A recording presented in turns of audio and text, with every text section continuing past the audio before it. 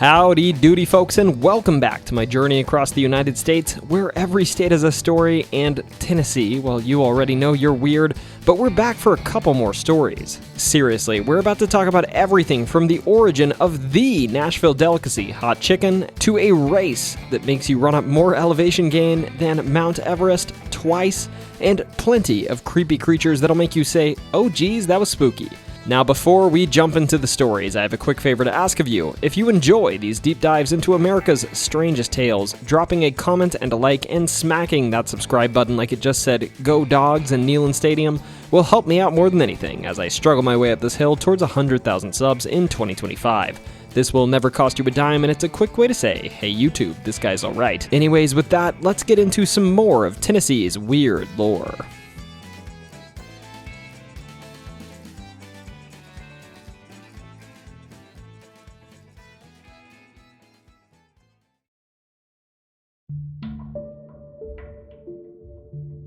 If you've ever been to Nashville, or heck, if you've even heard of it, you should be well aware that hot chicken is approximately a religion in the area.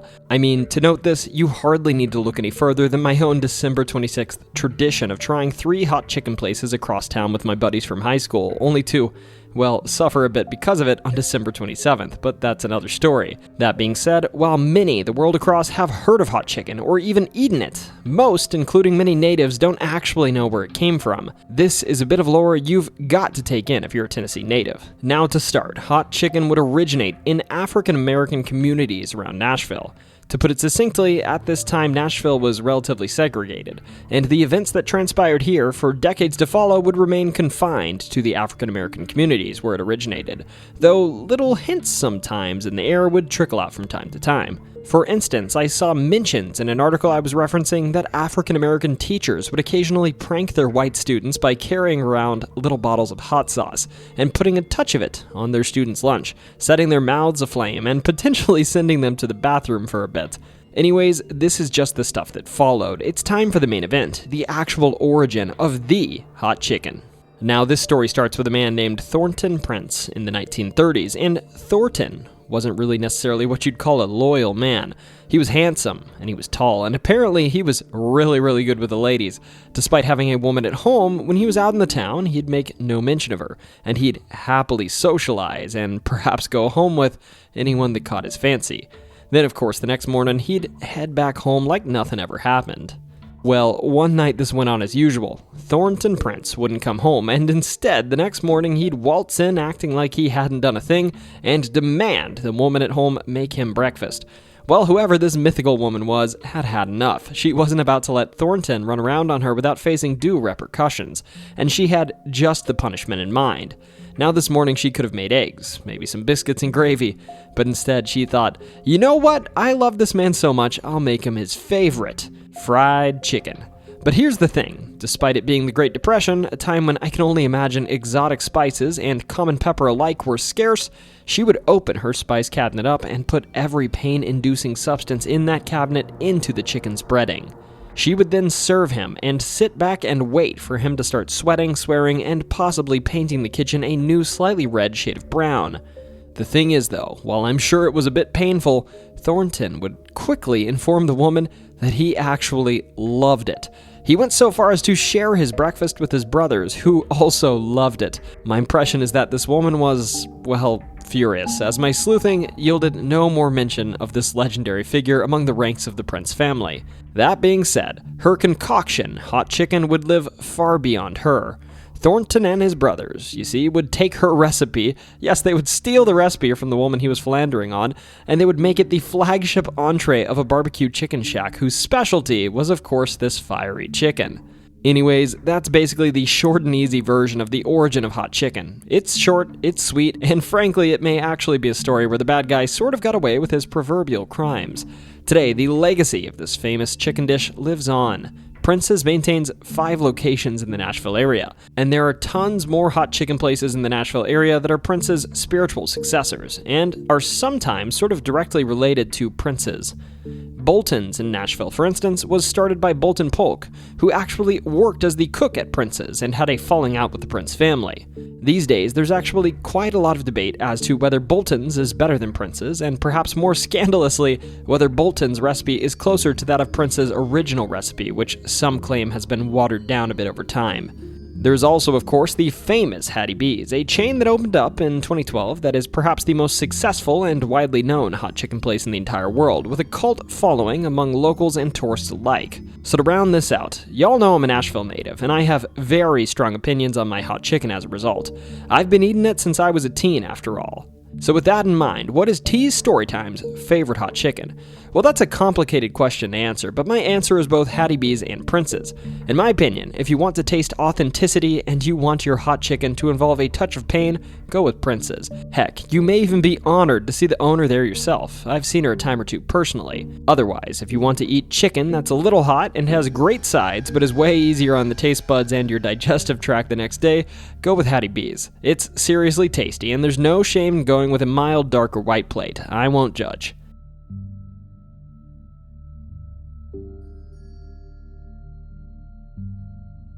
Now, if you're from Tennessee, you probably already know this, but let me start with an observation I've had. The ghosts and cryptids of Tennessee are notably scarier and more violent than those found elsewhere in the US. Across the country, most legendary creatures don't actually kill people. The Rougarou is more of a curse than a predator. The Chupacabra might take out your livestock, but it won't come for you.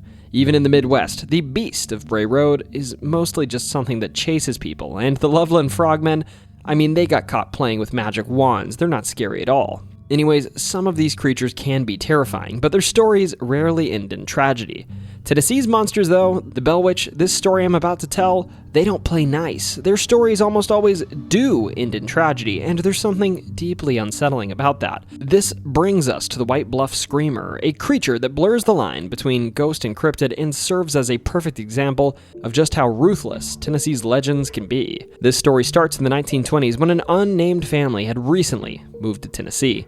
This family consisted of a man and his wife and their 7 children, and these individuals were said to have been one of the many people, about 400,000, who moved to Tennessee following World War I to pursue the many manufacturing jobs and construction opportunities in the region. These folks would settle near the modern-day Montgomery Bell State Park, sort of in the southeastern portion of White Bluff, and here they'd build a humble cabin and plant some crops. This agrarian lifestyle, living off the land until the man could find work, would persist for some time, but then one night the sun would go down, and as the family ate dinner and began to settle in for the night, they started hearing screaming in the nighttime air that was usually really quiet. This screaming wasn't typical. It was said to have been extremely pervasive and cut through their cabin walls and into their ears like a knife through butter.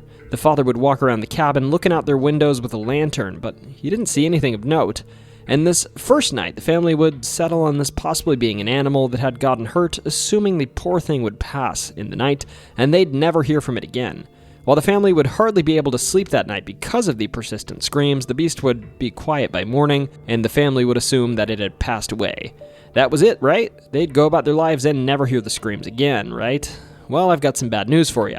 The next evening, as soon as the sun crested the horizon, screams would begin again. This would go on for about a week. Every night, the horrible screaming would start anew and persist to morning, preventing the family from sleeping and making their days increasingly difficult. Because of this, the man, being a seasoned outdoorsman, would grab his rifle as soon as the sun went down one evening, and he locked his family in their house, trudging off into the wilderness to end this screaming himself. He was resigned to putting this creature down once and for all.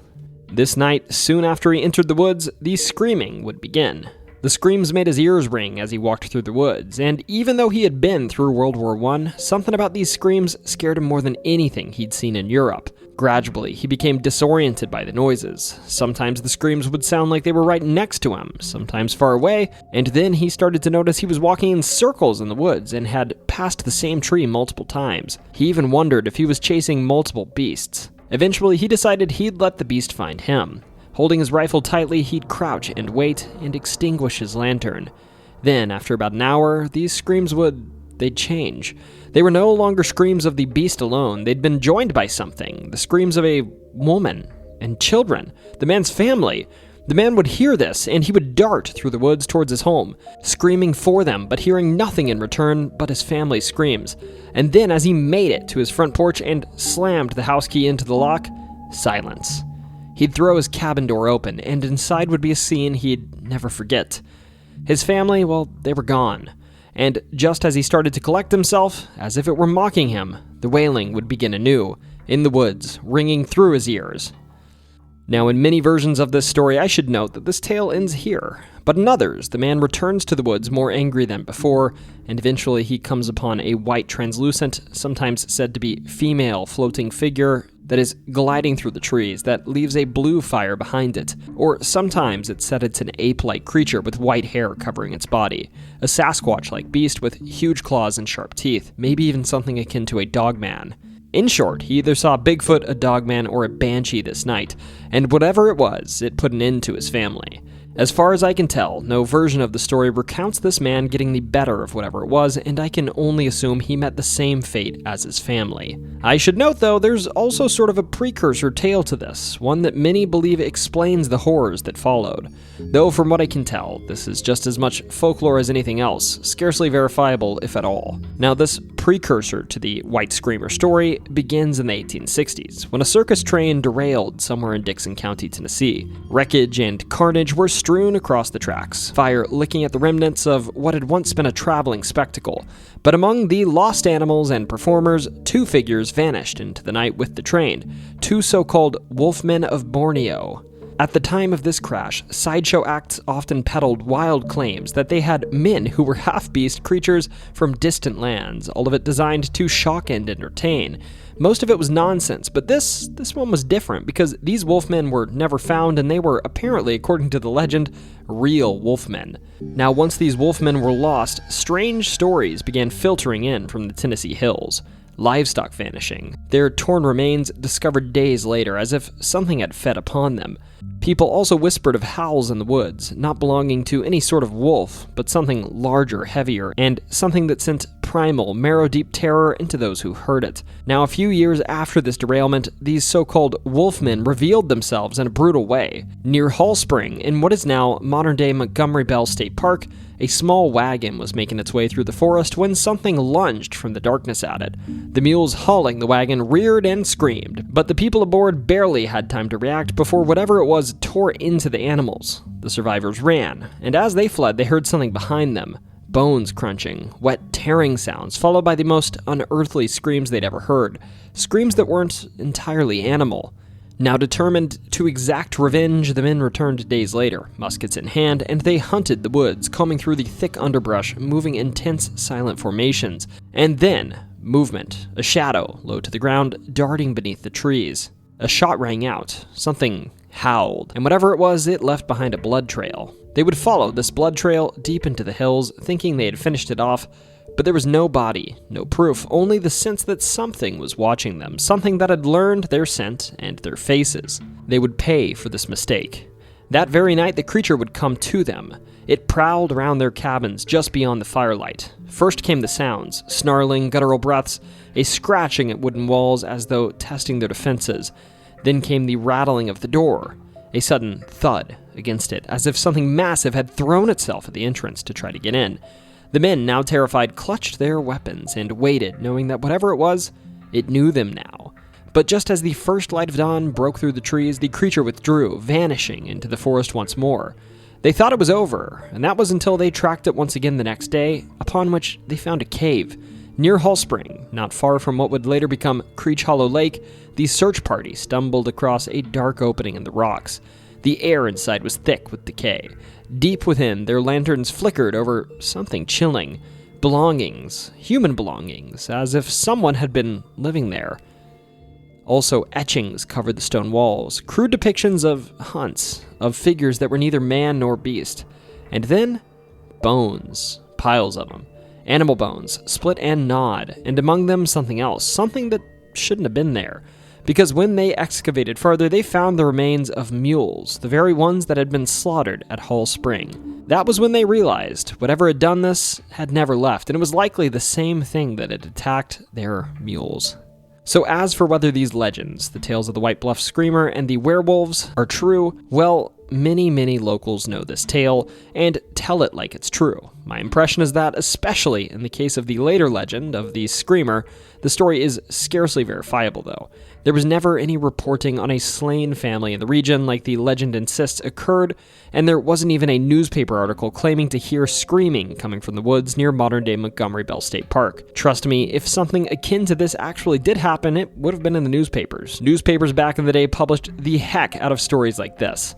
That being said, they did find those mule bones, so while there's no record of any derailed circus train, maybe there was, at least at some point, something spooky out there in the hills of Montgomery Bell State Park.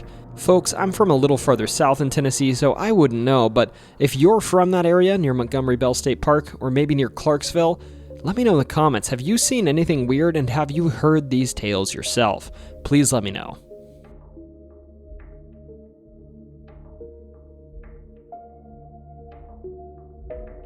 Look at this man in front of you. Look at his beautiful beard. Look at that smile. You may not know it, but this is the face of a man who knows how to push someone to limits they didn't know they had, and how to elicit pain, suffering, and self-discovery in the exact same breath.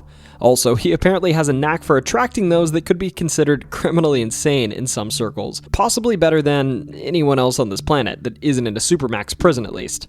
This is Gary Cantrell, who is perhaps better known as Lazarus Lake. Laz, as they call him, is a fringe figure, little known to most, but in circles I sometimes run in, literally, he's gained worldwide recognition. And perhaps his most famous creation is the Barkley Marathons, which have gained him the nickname Evil Genius and the Leonardo da Vinci of Pain, at least according to Trail Runner magazine. Now, before we jump into his most famous creation, let's talk a little bit about Lazarus himself. Laz wasn't always the proverbial king of hell, he was actually sort of similar to me, and his first foray into pain and suffering happened on a backpacking trip when he was a kid in Boy Scouts. Now, if any of y'all are or were Boy Scouts, you might remember the sensation of having on a backpack that was way too heavy for you because you let your mom pack it, and then the first time you sat down, you weren't able to stand back up. I have to imagine he too might have gone through this. Anyways, soon after this, Laz would start running. This would begin when he followed his father down to a local track where his dad ran with friends pretty frequently, and apparently he quickly became a better runner than his own dad, something he apparently enjoyed. This enjoyment of surpassing his dad gradually became a love for running itself, and it's said he mostly appreciated that this was something he had to do every day to get better at. And even today, when he can't really run on his beat-up legs anymore, he still walks a couple of hours, sometimes around his home in Bell Buckle, Tennessee, to help with his circulation issues and to keep himself fit. Cantrell, of course, would go on to become quite the runner, eventually running a Boston qualifying marathon in 1975. And in his quest to become a better marathoner, that's when he'd discover a sport the public knows little about, ultra running, that I can imagine in the 1970s was even more obscure than it is now. If you don't know, ultra running is running distances further than a marathon, further than 26.2 miles.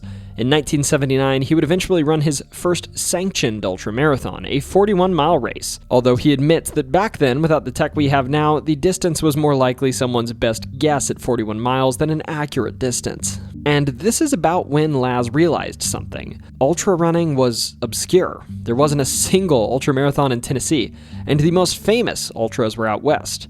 Therefore, it was sort of a pain in the rear for him to compete because, having a job and being a father, he didn't have the luxury of being able to travel all the time. And therefore, the better alternative in his mind was to create a race himself. This infatuation with long-distance running began, I kid you not, as a so-called journey run with his buddies that he would do from, hear this, from Knoxville to Nashville. If you're not aware, that's far. Like, Google Maps estimates that's at least 185 miles, or about 3 full days with no break of walking.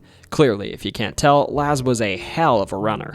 He didn't stop here though. No, Laz's race has evolved, perhaps in part because of a bit of inspiration that he and his backpacking buddy, a dude referred to by his trail name Raw Dog, I'm just gonna leave that there, got when they decided to go backpacking in the now famous Frozen Head State Park in northeastern Tennessee. Apparently, before setting out on this hike, Laz and his friends were warned that the terrain they were about to embark on was basically impassable, and the rangers warning him didn't want to have to go retrieve them. But of course they scoffed at this, thinking they'd be fine. They'd done this their whole lives after all. Lo and behold, it took the pair a whole day just to hike 8 miles because of the challenging terrain in Frozen Head. This event woke something up in Laz, and at a time when trail running, at least in Laz's view, was basically glorified road running on dirt, was starting to gain popularity, this sort of off-road race, he put it, was a real trail race. And it was sort of just what the doctor ordered, and he would concoct, in Frozen Head State Park, a race route that was off-trail and mostly only followed old disused logging trails, game trails, and barely used trails that were covered in thorns and foliage, ending up with an approximately 50 to 55 mile route that sported 24,000 feet of elevation gain, that would have people traversing slick, muddy terrain, walking through briar bushes, and searching for hidden books along a trail to prove you were actually on it in the first place, all with about a 24-hour time limit, so that you could join the rare few who have actually crossed the finish line successfully. It's also worth noting this event was largely inspired too by the escape of James Earl Ray, the man who assassinated Dr. Martin Luther King Jr. James Earl Ray had been kept prisoner in the Brushy Mountain State Penitentiary and escaped into the wilderness around these parts, but only lasted about 54 hours, and while out there, he only covered 8 measly miles. What a wimp. Laz was apparently noted to mock James Earl Ray, laughing at the fact that he could only get 8 miles away, and Laz thought that he himself would have been able to run at least 100 miles in that time. Ultimately, he'd name his race after his long-time running partner and friend, Barry Barkley, and this would become the Barkley Marathons. Anyways, about those finishers I was talking about, there aren't many of them. Heck, in the first 2 years of this race, nobody finished at all. It actually wasn't until its third year when one of Laz's competitors and friend, Ed Furtaw from North Carolina, would decide to join in that we'd finally see a finisher. According to Ed, he thought that when he read about the race in Ultra Running magazine that there was a misprint when he saw there would be 24,000 feet of elevation gain in the original course. FYI, the new one has more, but regardless, he thought he could probably finish this because he could run a 50-miler in about 8 hours typically. Well, he would end up finishing the race, and he would be crowned Frozen Ed Furtaw as a result. In 1989, this course would grow, and it would obtain a long version that was a 100-mile and a short version that was a 55-mile race. And in 1995, it would grow again, adopting the 20-mile lap system that's currently still used and extending the time limit to 60 hours. Oh, and by the way, this new version has more elevation gain than summiting Mount Everest. Twice. I kid you not. Anyways, this modern iteration of the race would eventually crown its first finisher, Mark Williams of the United Kingdom, who finished with just over a half hour to spare. Eventually, upon the closure of Brushy Mountain State Penitentiary in 2009, this race would even incorporate parts of the old prison as part of the course, including a tunnel passing under it, and a pass in the walls through which Ray escaped back in the day. To this day, the majority of Barkley Marathons have concluded without a single finisher, and the modern iteration of the course has only seen 26 full 5-loop races completed within 60 hours by 20 runners, only one of which was a woman, who we'll get to her in a second. As a final bit of fun lore to wrap up the craziness behind this foot race, I think it's worth noting that you can't just register for this race. It's pretty much a secret society, and my impression is that to even register, you have to know somebody. That being said, it is known that you have to meet a handful of frankly crazy criteria to even be able to register in the first place. My understanding, based on a few resources online, is that among these criteria are that you have to be an elite athlete who has shown prowess competing in races that are at least of the 100-mile distance in the past. It also helps if you're a member of a group that has not previously finished or competed in the race. It helps if you continue to apply year after year, and it helps if you write a good essay. Yes, I kid you not, you have to write an application letter to get in. And finally, I guess you gotta be lucky. Now, to wrap up this topic, I think the saga of women and the Barkley Marathon really paints a beautiful picture of what the Barkley Marathons are all about, and who Laz is. Just stick with me. Everything I'm about to say is seriously meant to be heartfelt, even if at one point Laz's opinion will sound a little sexist. To start, about a decade ago, Laz, when asked about women finishing the Barkley, would essentially, with glee, state that no woman was tough enough to finish the Barkley. The media, of course, would have a field day with this statement, and therefore, for many, this was all they knew about Laz. But the thing is, he wasn't saying this to be a butt. In reality, if you look at ultramarathon finishes, per an article I'm referencing, the top women, the fastest of the fast, are still about 12% slower than the top men. And on a course like the Barkley, where essentially no men finish, many considered it a physical impossibility to compete that course if you were a woman. My reading, though, has me thinking that when Lazarus would make that statement, that no woman could finish the Barkley, he said it wondering if someone could prove him wrong. And after a woman finally finished, he said, I quote, "I knew that the person who could prove me wrong was exactly the kind of person who needed to hear those words," harking back to his statement that a woman finishing the race was impossible. Lo and behold, in 2024, Jasmine Paris would do the so-called impossible, finishing the Barkley marathons with less than 2 minutes left on the timer. Lazarus would say that her courage was extraordinary, and to be the first woman to finish the Barkley meant she had to go out on the course running faster than she knew was possible for her, and then she had to do that for 60 flipping hours. In short, it was flippin' incredible. I remember when it happened, when it was announced, when I saw she was going on to the 4th lap and started her 5th lap, I was freaking out. I mean, I was getting all the news over Twitter. It's not like this is aired on TV, but it was a real treat to watch this, or at least listen and apprehend this.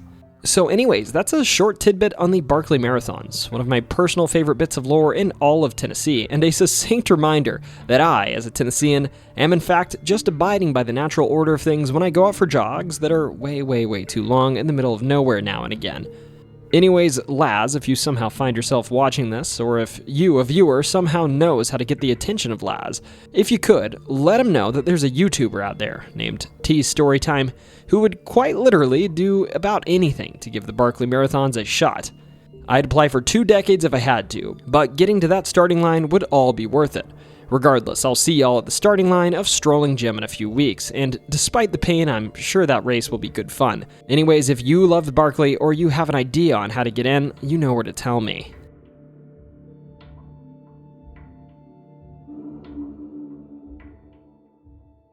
If you've spent time out in Knoxville, then the Sunsphere is a place that I'm sure has a place in your heart. Maybe it's a bad one, but it'll have a place nonetheless. And I figure, before we get into its history and place in modern-day Knoxville, I'll tell you its place in my heart. Okay, a bit of personal information here. When I was in college, I was an engineer, and that meant I lived on the eastern edge of Fort Sanders, so I could be close to the engineering college. And where better to live than the Commons at Knoxville? See that window right here? Literally this one with the red circle on it? Yeah, that was my window in college, and I had my bed up in the corner in such a way that when I opened my eyes first thing in the morning, I saw the Sunsphere in downtown glowing with light coming from the sun. When I lived there, I took this all for granted, but now looking back, I had it all and I didn't even know it. I had the best view in town. Now, regardless of my personal history, the Sunsphere, as you can tell on this map, is located in the heart of Knoxville, Tennessee, and it was built as a centerpiece for the 1982 World's Fair that was officially known as the Knoxville International Energy Exposition. This so-called Sunsphere was designed by the architecture firm Community Tectonics, who created the Sunsphere as a striking 266-foot-tall structure consisting of a steel truss topped with a large orb composed of 400 golden glass panels, with the gold dusting meant to add a touch of luxury to the sphere's overall aesthetic. The fair's theme when it was built was "Energy Turns Our World," and this theme was meant to be reflected in the design of the structure. Funny enough, at one point the idea of powering the Sunsphere with solar panels on top was floated, though from what I can tell that idea was shot down pretty quickly, and thus the Sunsphere itself was never powered by solar energy, despite the fair's emphasis on energy solutions and the name of the sphere. Personally, I think this theme would have been really neat, but hey, I get it. During the 1982 World's Fair, the Sunsphere would basically become the symbol of the event, standing tall as the most recognizable structure on the fairgrounds. For the duration of the fair, the Sunsphere also housed a full-service restaurant at its top, as well as the observation deck, which charged a $2 fee for elevator rides during the fair, which, man, I'm too cheap to pay that now, and back when the dollar menu was a thing, no way I would have paid 2 McDoubles to get to the top of that thing. As for the fair itself, it showcased innovations in energy and technology, but the Sunsphere itself became one of the last remaining symbols of Knoxville hosting this World's Fair. Now, while the Sunsphere was admired during the event, the Sunsphere's legacy was somewhat bittersweet. The World's Fair itself, despite drawing large crowds, was financially modest, finishing with a meager profit of $57. Yes, I'm not kidding you, the whole fair profited $57, despite projecting they'd earn a whopping $5 million, and thus the whole shebang left Knoxville riddled with debt instead of any profit. Seriously, I'm pretty sure my rent went up more than $57 this week. Now, regardless of this monumental screw-up, get the pun, the structure's design was celebrated in several engineering publications for its boldness, but once the fair ended, it would face many years of uncertainty. To start, the Sunsphere, along with the rest of the fairgrounds, was sort of left to languish. As one of the few remaining structures from the fair, it stood mostly vacant for years, and the restaurant inside of it closed. The observation deck was no longer accessible to the public, and while the building became a symbol of nostalgia, nostalgia doesn't pay the bills, and over time it became a bit disheveled, and thus was even the subject of a local myth that said that the inside of the Sunsphere, when the sun shone on it, would create a sort of greenhouse effect, where light could easily enter, but had trouble leaving, and thus it would get really, really hot in there like an oven. For a while after the World's Fair, the Sunsphere was pretty much underutilized, and despite half-hearted attempts to reopen the structure deck, not much mind was paid to it. That being said, things began to improve in the 90s. To start, the Sunsphere's observation deck was briefly reopened to the public.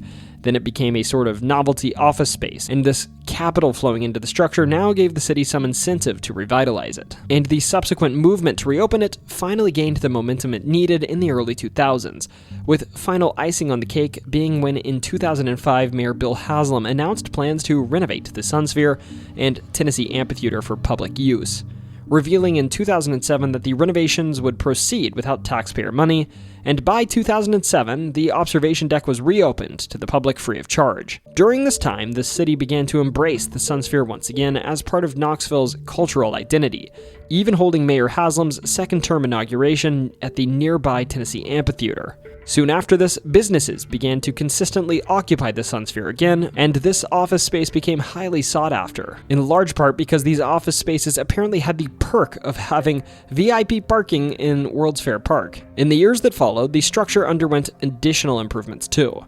The observation deck, once frozen in time with old arcade-era video monitors, was updated to reflect the legacy of the fair, and renovations continued in fits and starts, with the work aimed at revitalizing the Sunsphere as both a tourist attraction and cultural hub.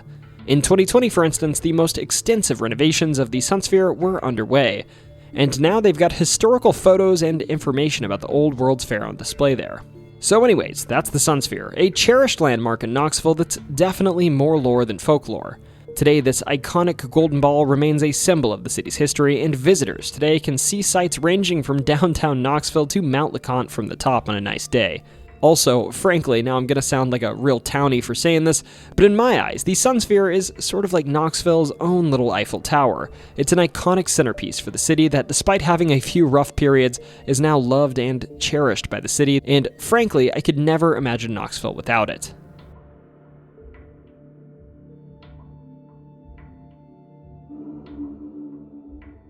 Near Memphis, pretty close to the Meeman-Shelby Forest State Park, a natural area that sits next to the Mississippi River, there's a legend of a man, or some say a ghost, that due to his line of work ended up different than the rest, and because of this still dwells in the location where he will be scarcely seen and does not take kindly to those who trespass on what he would consider his territory. This is the story of the Millington Pigman, and if we're going to tell this story, we'd best start with some background on a place called the Chickasaw Ordnance Works. The Chickasaw Ordnance Works, sometimes referred to as the Memphis or Millington Ordnance Plant, was a significant explosives manufacturing facility located near Millington, Tennessee, just north of Memphis. This place was established in 1940 with its primary purpose being to produce munitions to support the Allied forces during World War II. In 1940, the Anglo-French Purchasing Board initiated the creation of the Tennessee Powder Company to supply munitions for the Allied war effort, and following France's surrender, the British government took over the project and contracted E.I. DuPont de Nemours Company to oversee the construction and operation of the plant. The chosen site encompassed approximately 6,000 acres north of Memphis, offering essential resources such as land, labor, transportation links, and access to cotton linters. These linters were chemically processed to produce smokeless powder, a high explosive material also known as gun cotton used in small arms artillery and TNT production. In May 1941, the U.S. government acquired the plant, renaming it the Chickasaw Ordnance Works, and expanded its operations, and ultimately it would play a crucial role in supporting the Allied forces during World War II by producing essential munitions. Today, despite the fact that this plant is very much in ruin, remnants of the plant, including the giant smokestacks from the electrical generating station, still stand as a historical marker of the area's industrial past. Here formed the origin story for the so-called Pigman. This story starts with an unnamed employee working at this plant on a hot summer day. To preface this event, the materials in this plant were so darn explosive that employees were searched before and after their shifts by military police to make sure they weren't bringing anything in that could go boom, or taking anything out that could go boom, if you catch my drift. And if employees wanted to even have a smoke break mid-shift, they'd have to leave the compound entirely.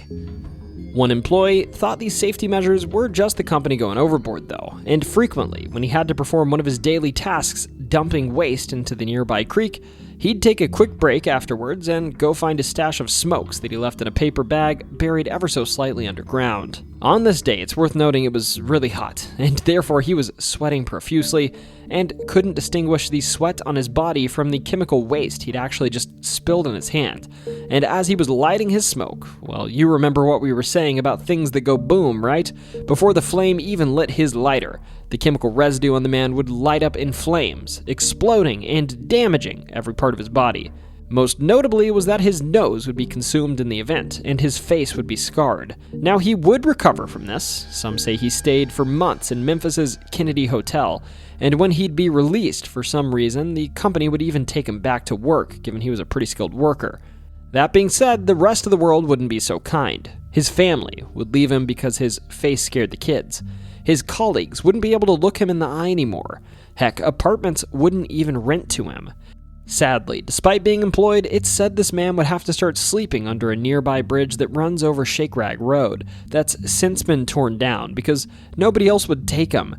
Eventually, when war times ended and his employment ceased, he couldn't even get a job, and after this he'd retreat to the nearby Mammon Shelby Forest State Park, where he would supposedly stay for the rest of his life, sometimes, on rainy nights, still returning to the bridge.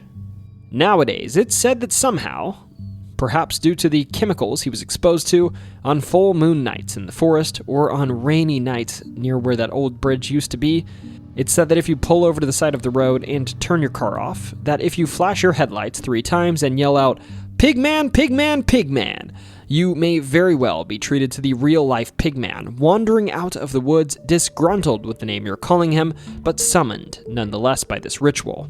Now, time for clarification. While Pigman legends often center around this area in western Tennessee, there are also legends of him that circulate in the central and eastern parts of the state that are a bit more happenstance with no real story attached, just that some Pigman creature haunts this bridge or a forest or something. There's also pretty famous Pigman legends in other states, particularly in Vermont, and we'll get to those one day. As for whether there's a credence to this particular tale, well, there is quite a bit of credence to the actual story of the chemical plant. It was very real and had very explosive substances inside, but I personally couldn't find any record of anyone having their nose blown off. In contrast, I actually found that this place had a remarkable level of workplace safety, especially for the time, and I'd guess that this was due to the government wanting to keep what was going on here very tightly under wraps given its importance to the war efforts. Regardless, even if I'm not sure the story behind this superstition is real, it's still spooky, and I'm sure the hair on my neck would stand straight up if I flashed my car's headlights 3 times by this old bridge, or even in the nearby state park.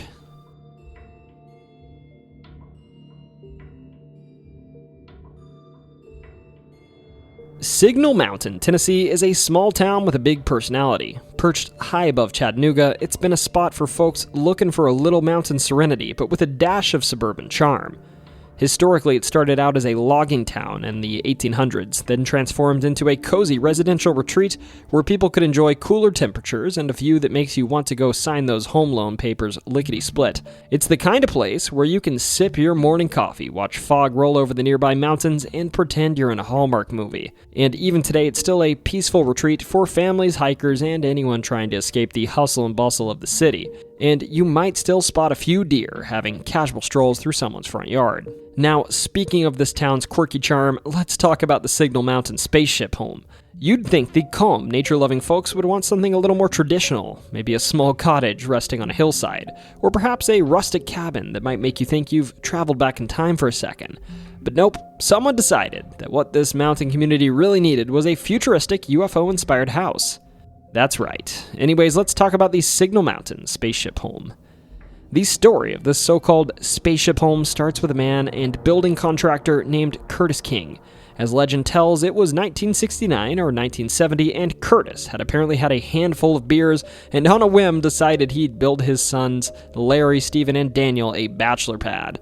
This spaceship home was largely constructed by these four, and also Curtis's son-in-law George. And over the next 3 years, until 1973, they would get to work constructing this 3-bedroom, 2-bath, and nearly 2,000 square foot marvel of a home, complete with stairs like those of a jet, or perhaps a spaceship running down to the ground, and lots of futuristic touches, all supported by 6 column legs, which were built to support 175 tons of weight. Also, interestingly, all of the plumbing and electrical work from the home runs in and out through these columnar legs. An interesting conclusion that I'm sure makes home maintenance a little bit expensive. Also, side note, I can't really share any photos of this home as they're all basically copyrighted, and I can't jeopardize the channel for a few photos of bedrooms, but what I can share is that the walls are basically all curved and contorted in line with what you'd expect from a semicircular home. Ultimately, the home would be finished in 1973 on Thanksgiving Day, at a cost of about $250,000, and over the course of its construction, Curtis would estimate they received upwards of 10,000 visitors who were interested in what on earth they were constructing in the hills above Chattanooga. Regardless, that's the story behind this strange spaceship-looking house that may very well remind you of the ships of 1950s media that lingers in rural Tennessee. As a kid, I remember every time we went down to Chattanooga, I always begged my parents to drive by this thing, so it's my God-given duty to tell you all this story. Also, side note, please don't harass these folks or go on their property. This isn't an attraction, it's a private residence. And while I can't blame you one bit for driving by their home on public roads and maybe snapping a photo, I implore you never to set foot on their property. I'm not that kind of YouTuber.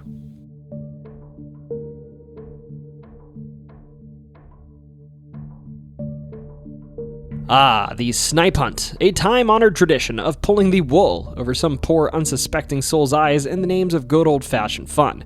If you've ever been the victim of a snipe hunt, you already know that this is not a real hunt. It's a fool's errand, a practical joke dating back to at least the 1840s in Tennessee, where someone, usually a newcomer, gets roped into standing in the dark with a bag, waiting to capture the elusive and completely fictitious snipe. The details of this alleged creature vary wildly. Some say it's a bird with one red eye and one green eye. Others insist it's a furry squirrel-like animal that only comes out under the light of a full moon. Regardless of what it is, the victim of the prank is left alone, holding a bag or making strange noises, believing that any minute now, the legendary snipe will come scampering right in. Of course, the only thing coming their way is the slow realization that they've been had. Also, it's worth mentioning my case. Yes, I was one of those dumb young Boy Scouts that was sent out on my own into a field to hunt for a snipe. And this is kind of a tradition. I personally observed that many troops of young men are sent out into the fields, forest, and pastures with everything from nets to plastic bags, and they're told to listen for the sounds of wind whistling against something. At least in my case, I was told that a light breeze would hit the snipe in such a way that its sharp beak would start to whistle. And yep, I believed it, so I was listening for whistling out in the middle of a field, thinking I was going to catch some squirrel or something. Now, similar to my own experience, the snipe hunt is also a well-known rite of passage in scouting groups, summer camps, and the occasional cruel family gathering. The snipe hunt has been a staple in American folklore for generations in the Southeast, and it serves as an initiation ritual, both a moment of humiliation and an invitation to be part of the group. You, of course, cannot be a full-fledged Boy Scout or a member of your new proverbial family until you've spent hours in the woods waiting for a non-existent bird. But the fun thing about the snipe is that there's a little-known twist about this creature. There is a real snipe, and the joke, it's kind of on all of us. Enter the Wilson snipe, formerly known as the common snipe. This bird is as real as they come, even if it seems just as elusive as its imaginary counterpart. The snipe, in actuality, is a chunky little shorebird with a ridiculously long bill. The Wilson snipe is actually a master of camouflage, blending in seamlessly into mudflaps, marshes, and meadows. It's so well hidden that you might walk right past one without ever noticing until it suddenly takes off in a zigzagging escape, uttering a raspy "Skype" call. Wilson's snipes breed across North America and migrate south to spend the winters in places like Tennessee. Here they forage in the mud for invertebrates, and despite their reputation as a joke, they're a game species, meaning yes, real hunters actually go out and shoot them. The irony is thick. While thousands of kids have spent their summers hunting fake snipes with pillowcases, actual snipe hunters are out there with shotguns and permits. So in a way, the biggest joke isn't the snipe hunt. It's the fact that we've all been playing ourselves this whole time. The real urban legend isn't the bird, but the fool's errand we send people out on in the first place. Heck, maybe it's time to stop laughing at the victims of snipe hunts and start laughing at ourselves, because while we've been out in the woods with bags, the Wilson snipe has been right under our nose this entire time.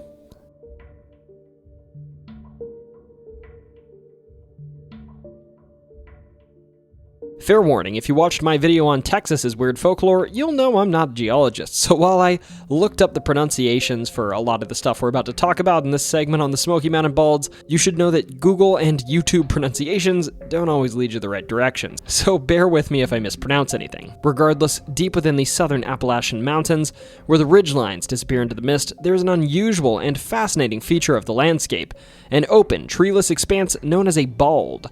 These grassy areas stand in stark contrast to the dense forests that dominate the region, creating a striking and mysterious natural wonder. For centuries, people have marveled at these grassy balds, yet the question of their origins has remained elusive. Are these high-elevation clearings the product of human activity, or the result of natural forces? This question has intrigued researchers, naturalists, and historians for over a century, and whatever the answer may be, will have profound implications, as it determines how these delicate ecosystems are managed, preserved, and valued. So first, let's answer the question we've kind of already pondered. What the heck's a bald?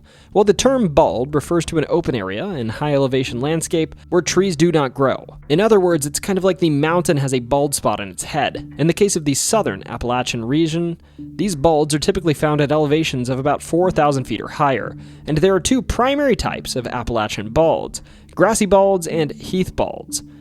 Grassy balds are covered primarily with grasses and low shrubs, while heath balds are dominated by evergreen shrubs like mountain laurel and rhododendron. These balds are a unique and rare feature in the Appalachian ecosystem, and they support an array of rare plants and animal species. But what created these open spaces in a region typically known for its dense forests? Generally speaking, there are two trains of thought: that they're either naturally occurring or they were cleared by humans for agricultural purposes. This question kind of stands at the forefront of the Appalachian Balds, and as it stands, there's no full explanation for their creation. But there are theories that are starting to point us in the right direction, so let's get into these hypotheses. To start, there's the natural origin hypothesis, or the theory that the Appalachian Balds may be of natural origin. This theory has its roots in early studies of the region, and research in the early 20th century began to suggest that some of these could have existed long before European settlers arrived, possibly forming due to specific natural conditions in the region. One of the most compelling natural origin theories is proposed by a study with authors Weigel and Knowles, which was written in 1999, and this study suggested that the balds formed during the late Pleistocene era. As the Ice Age glaciers advanced and retreated, they created harsh climatic conditions at high elevations. The high peaks of the southern Appalachians, where the balds are now found, were subjected to cold semi-tundra conditions, much like those found in the Arctic today. These severe conditions kept forests from establishing themselves, and instead grasslands formed on the mountaintops. In addition, during the Ice Age, megafauna such as mastodons, mammoths, and giant bison grazed these highlands, keeping the vegetation in check and preventing the growth of trees. This theory suggests that these large herbivores helped maintain the open grasslands and the balds. After the extinction of these megafauna, around 10,000 years ago, smaller herbivores like bison, elk, and deer may have continued to graze these areas, thus preserving the balds.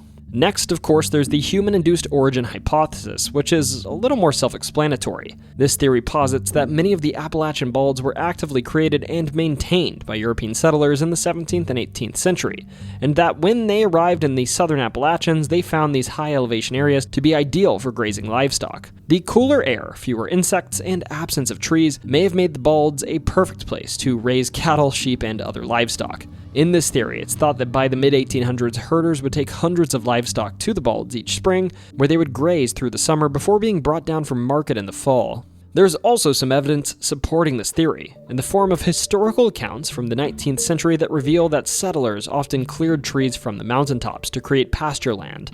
For instance, one well-documented example is Spence Field in the Great Smoky Mountains, which is known to have been cleared by a settler named James Spence in the 1830s.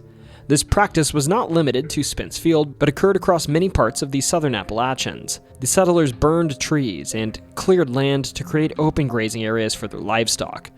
Additionally, settlers sometimes expanded existing supposedly natural balds, enlarging the clearings to accommodate their growing livestock herds.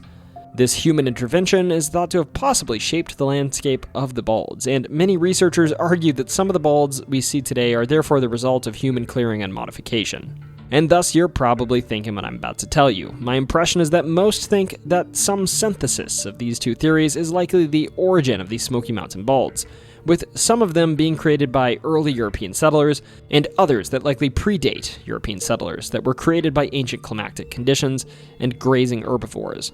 What remains clear is that whether natural or human-induced, the Appalachian Balds have been a focal point of human interest and use for hundreds of years. But the thing is, the mystery of the Appalachian Balds isn't the end of this story. There's also the matter we briefly touched upon of their conservation. Throughout the 20th century, the practice of grazing livestock in the Balds of the Appalachians began to decline, essentially going away by the mid-1900s, and thus the Balds were no longer maintained. Without the regular disturbance of grazing, burning, or cutting, forest secession, the natural process by which trees begin to grow and reclaim cleared areas, took its toll. The open grassy spaces of the Balds were slowly overtaken by trees, and many of the Balds started to disappear. Thus, today, many of the Balds have become overgrown by forests, though I should note some are still actively maintained by conservation efforts, controlled grazing, and prescribed burns, especially within the Smoky Mountains National Park, which actively preserves these ecosystems. So in the end, the Appalachian Balds are possibly more than simple bald spots on the mountaintops. They're possibly natural wonders or historical artifacts that can remind us of a time when land was shaped by forces both natural and human. Their preservation and protection, both for their ecological value and their historical significance, will ensure that future generations can continue to experience the magic of these highland meadows, where the past and present meet under the ever-changing skies of southern Appalachians. I know I'm a geek for sprinkling in stuff like this, but honestly, to me, some of the coolest mysteries don't involve anything creepy. They involve humanity's incredible ability to unravel the mysteries of the past.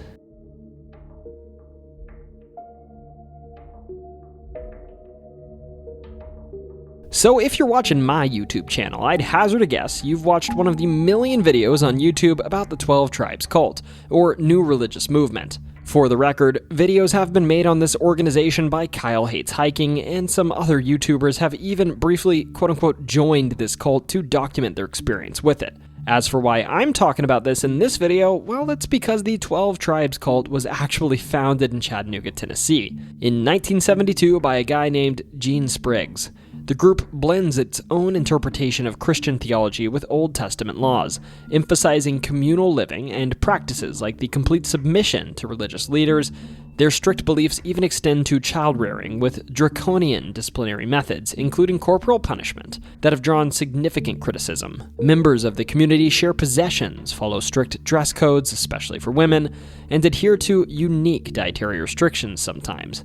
Part of why I imagine they're so notorious is that while they identify as Christian, the 12 Tribes diverge sharply from mainstream Christianity, which contributed to their initial alienation and departure from their community in Chattanooga. It's also worth noting a large motivation for this departure was, I imagine, the influence of the so-called Jonestown Massacre, a giant, event in Guyana, where 900 cult members decided to end it all in the name of God, led by their leader Jim Jones. This tragedy fueled nationwide fears of cults, leading to an increased suspicion and accusations against groups like the 12 Tribes, including some pretty nasty allegations surrounding children. In the midst of this, members of the 12 Tribes community reported being harassed by law enforcement, including instances where police stopped their vehicles and inspected their children without warrants. Admittedly, given they were facing accusations, some proven, of systematic you-know-what, I can sort of see why this suspicion was warranted. Regardless, it was at this time, while facing intense public scrutiny, that the 12 Tribes relocated to Island Pond, Vermont, in search of a more accepting environment. In recent years, however, they have re-established a presence in Chattanooga, operating a community on Oak Street, and running a new Yellow Deli, you'll hear more about this in a second, near the University of Tennessee at Chattanooga, where they host symposiums and open forums to promote quote-unquote free speech. Regardless, even today, they are highly controversial, not only for their old world views, but also for modern allegations of labor exploitation, you-know-what within the community, and psychological manipulation of new members. Now, many of these allegations stem from their, as I've said, very literal interpretation of the Old Testament, which reportedly drives practices like using child labor, and demanding members surrender, as I said, personal assets to the church. And it's thought that this is done to create an environment of financial dependence on the church and loss of personal autonomy. In some instances, I've also read that the 12 tribes reject modern medical practices and public education, further isolating their members and perpetuating their control over the community's life. These issues have sparked significant legal and social scrutiny worldwide. Now, frankly, I doubt before this video you've even heard of this group, so I'll describe to y'all what 12 Tribes is best known for. And two things stand out: their hiker hostels and the Yellow Deli, although admittedly these things are sort of interwoven. As for the latter item, the Yellow Deli is likely how most people will encounter the 12 Tribes. On the surface, it's just a cafe offering sandwiches, smoothies, and drinks operated by community members. However, it serves a much deeper purpose for the group. Profits from the delis support their communes, and they use these cafes to introduce their philosophy and recruit new members. These delis are also pretty controversial in and of themselves. Workers aren't paid traditional wages, and everything they earn is pooled back into the community. As a customer, you might find yourself introduced to the group's religious teachings and even invited to visit their gatherings or communes while you're there, too. Also, while we're talking about the Yellow Deli, here's a personal story. Last summer on Memorial Day, my wife and I were in downtown Ithaca on the way to our wedding. Most places were closed except for the Yellow Deli. It looked a bit odd, but we decided we'd grab a bite to eat. Shortly after we sat down and ordered water, though, I realized where we were. Yep, we'd walked straight into a cult's restaurant. Things got awkward fast. Now, I must admit, the folks were nice enough, and also the Reuben I got was pretty good, though I half worried it was poisoned, although in hindsight that was probably unnecessary. Regardless, knowing you're in the restaurant of a scandalous cult was sort of unsettling. Now, as I said, the group also runs hiker hostels, particularly near the Appalachian Trail and the PCT. In these hostels, hikers can stay with them and work in the deli in exchange for food and lodging. Now, while this sounds nice, and in some ways it sort of is, it's important to note that many of these hikers are young and at a crossroads in life. A vulnerable group the 12 Tribes knows how to target for recruitment. Admittedly, I've read various accounts of individuals who stayed with this group. Many of them were very positive, and many of them were very negative. It seems to vary like the daily weather. Regardless, much of the press online leads me to believe that there are deeper, more systematic issues with this religious group. So in short, this group and the allegations against them are troubling to me. Don't get me wrong, I'm a huge proponent that folks should be able to live how they want, even if that means breaking away from society. But once you start smacking your members and taking away someone's financial means to leave your group if they choose to, or giving medical advice as non-medical professionals, you start to lose me pretty quickly. Regardless, this group started in Chattanooga, Tennessee, and sadly, therefore, as a native, I'm sad to say this is now permanently a part of our weird lore, so thought it was worth covering.